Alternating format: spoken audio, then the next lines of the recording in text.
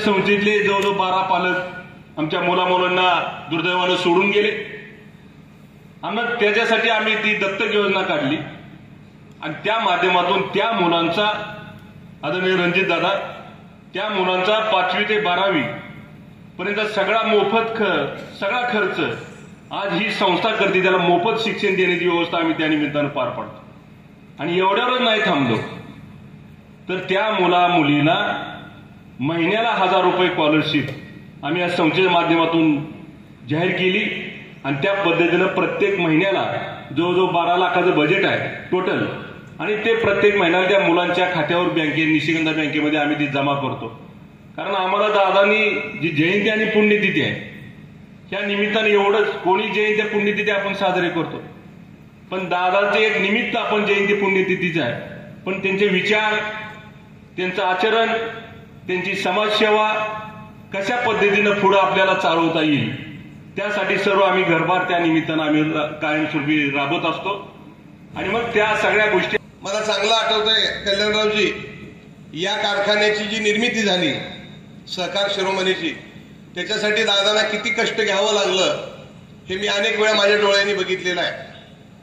मी राजकारणामध्ये तरुण होतो त्यावेळेला सुरुवात होती आणि मी रेल्वेनं दादा सिद्धेश्वरनं मुंबईला जायचं आणि त्यावेळेला वसंतदादा शबनम बॅग असायची त्याच्या गळ्यात साधी पिशवी आणि रेल्वेने यायची माझी भेट व्हायची आणि मी दरवेळेला दादाला विचारायचं. दादा म्हणायचे माझा कारखाना आहे दीपकराव आणि त्यासाठी त्यांनी अनेक मुंबईला फेऱ्या मारल्या. त्या काळामध्ये कारखाना होण्याच्या ऐवजी कारखान्याला विरोध करणारी मंडळी भरपूर होती की दादाचा कारखाना होऊ नये. परंतु अतिशय कष्टानं जिद्दीनं चिकाटीनं या महाराणावर हा सहकार शिरोमणी त्यांनी उभा करण्याची भूमिका घेतली. आणि दादांच्या मनाने खंत असावी असं मला वाटतंय की मला शिकता आलं नाही. 6वीतनं मला शाळा सोडावी लागली.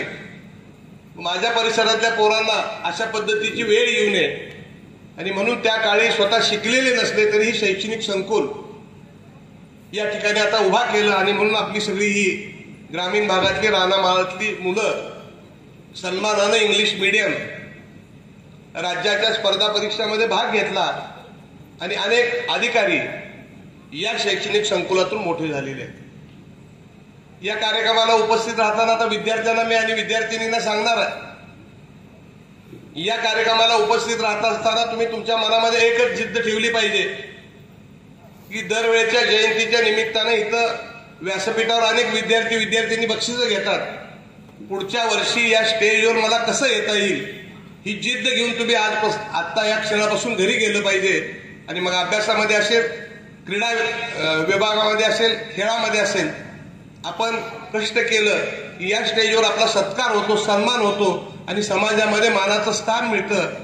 ही जिद्द घेऊन ही जिद्द आपल्या उराशी बाळगून आजपासूनच आपण कामाला लागलं पाहिजे. हॅमचा रस्ता आपल्या पंढरपूर तालुक्यातल्या नदीकाठचा जवळपास 150 कोटी रुपयाचा रस्ता तो देखील एका टप्प्यामध्ये आलेला आहे.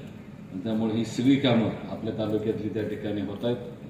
आणि राहिला प्रश्न शिक्षण संस्थेला देण्याचा आत्ता सध्या माझ्याकडचे पैसे कधीच संपलेले आहेत आमदार निधी म्हणून. आणि त्यामुळं उद्यापासनं 15 दिवसानंतर साधारण 1 मार्च ते 15 मार्चला लोकसभेची आचारसंहिता लागेल आणि ती आचारसंहिता संपता जवळपास 25 मे होण्याची शक्यता आहे. त्यामुळे त्याच्यानंतर जून जुलै महिन्यामध्ये जो आमदार निधी परत आपल्याला रिलीज होईल त्यातनं आपल्या संस्थेच्या कॉम्प्युटरायझेशनसाठी आणि कॉम्प्युटरसाठी म्हणून 10 लाख रुपयाचा निधी आपण त्यावेळेस आपण देऊ. हे एवढंच भाषण आपल्यासाठी इकडच्या मंडळींसाठी कारण की 1 महिन्यानंतर आपणच 3 महिने बोलणार आहे कारण की लोकसभा आहे मग काय चालूच राहणार आहे. त्यामुळे आता कारण की आता दीपक आबाने पैसे दिले म्हणल्यावर मी काहीच दिले नाहीत असं व्हायला नको म्हणून मी काय केलं एवढंच सांगायचं होतं. खरं सांगणारच नव्हतं पण ते धर्मसंकट टाकलं आणि आकडेवारी माझ्याकडे आता निश्चित नाही. त्यामुळे हे पैशाची आपण तरतूद ह्या आपल्या 42 गावांमध्ये आणि ह्या सगळ्या परिसरामध्ये आपण केलेली आहे.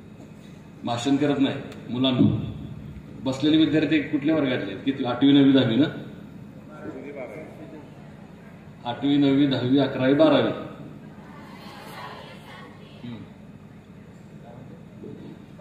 12वी पर्यंत ना, 5वी ते 12वी. जर आता मुलींना प्रश्न विचारतो मी. ह्या निकिता पाटील कोण आहेत माहित आहेत ना? माहित आहे ना?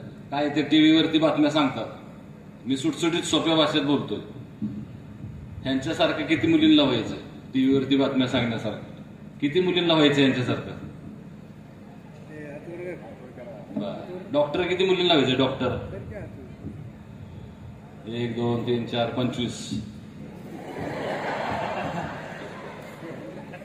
अरे आता लोक बघून बघून एवढी सवय झाली की ह्या सभागृहात असलेली माणसं किती असतील, त्यामुळे हात वर झाले की सगळीच प्रत्येक, आता वाईट अर्थाने घेऊ नका, पण असं एक एक एक एक मोजायची गरज नाही, अंदाज होतो 25.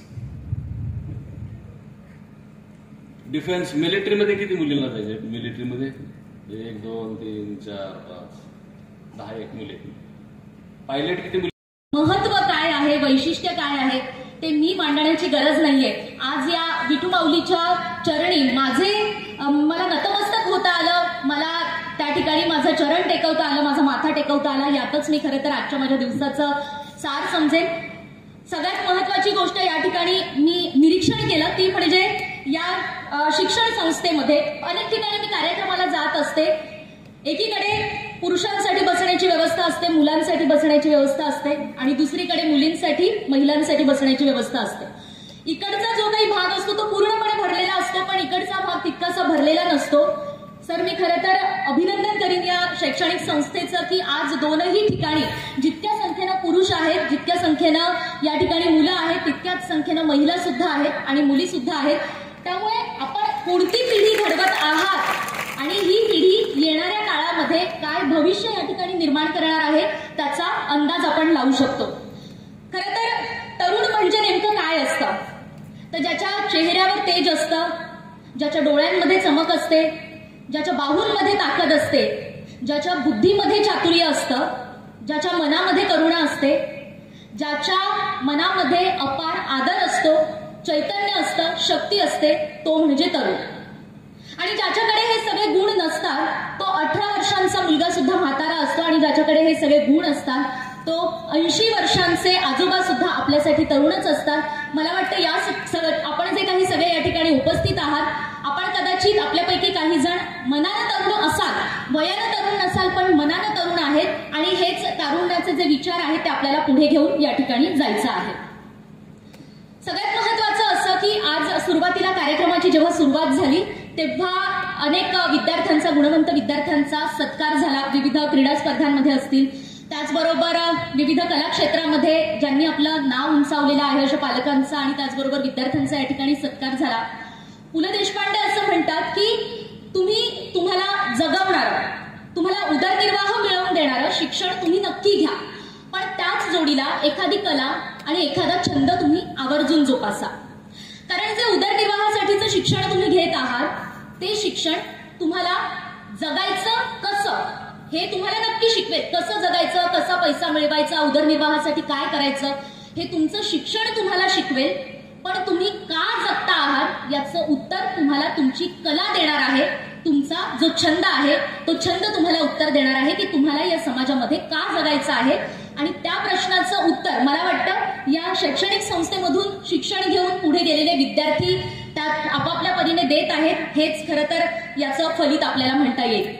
सहकार शिरोमणी वसंतराव दादा काळे यांनी हे बोन्साय लावलं, हे रोपटं लावलं, आणि या रोपट्याचा आज वटवृक्ष झालेला आहे. आणि हाच वटवृक्ष भविष्यामध्ये संपूर्ण राज्यभरामध्ये या वटवृक्षाला आलेली ही सुमधुर फळं या शैक्षणिक संस्थेचं नाव कळवणार आहेत एवढं मात्र निश्चित आहे. पण असं असलं तरी सुद्धा आजच्या तरुणांवर खूप आगपाखड केली जाते.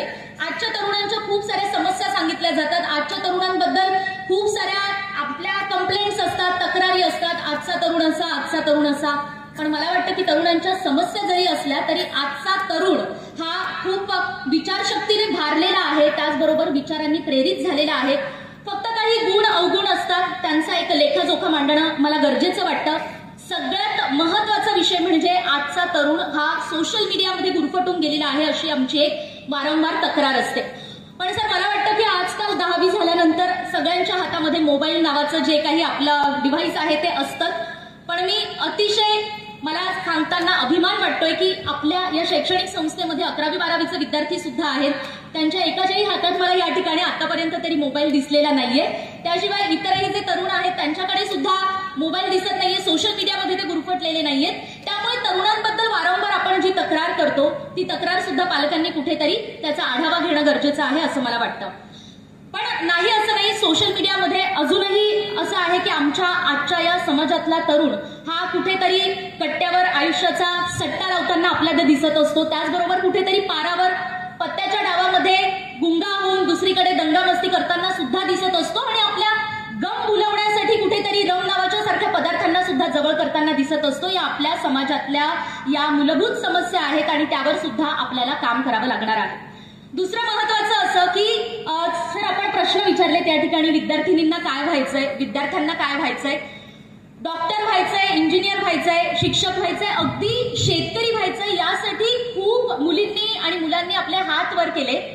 पण सर एक प्रश्न विचारायचा राहिला, किती जणांना आमदार व्हायचंय, किती जणांना खासदार व्हायचंय. खरं तर हा आजचा अतिशय महत्वाचा प्रश्न आहे. मला वाटतं फार कमी विद्यार्थ्यांचे हात वर झालेले आहेत.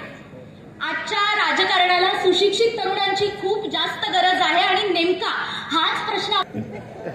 तर हा प्रश्न खरं तर आजच्या आपल्या समाजामध्ये सुशिक्षित राजकारण्यांची, सुशिक्षित तरुणांची गरज आहे. आमदार खासदार होण्यासाठी सुद्धा एक मूलभूत शिक्षण घेऊन त्या माध्यमातून पुढे येणं गरजेचं आहे. या आपल्यासारख्या शैक्षणिक संस्थांमधून हे विचार पेरले जावेत अशी मनोमन आशा मी व्यक्त